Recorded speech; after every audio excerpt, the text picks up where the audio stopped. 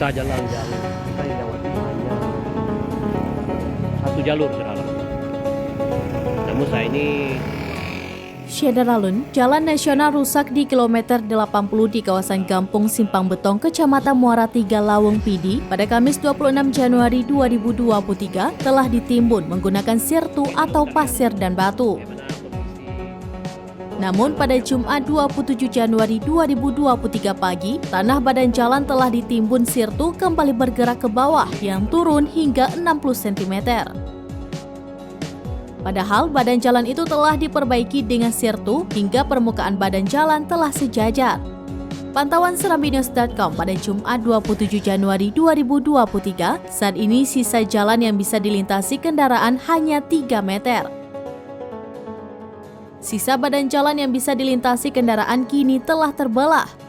Diperkirakan sisa jalan tersebut juga akan ambles karena sering dilintasi kendaraan dengan bobot berat.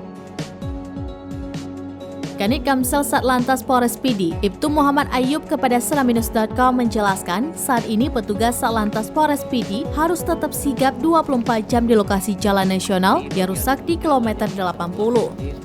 Bahkan petugas memberikan pengarahan kepada pengendara kendaraan yang melintas di jalan tersebut. Selain itu, petugas juga harus melakukan buka tutup jalan akibat sisa badan jalan yang bisa dilintasi kendaraan sangat sempit.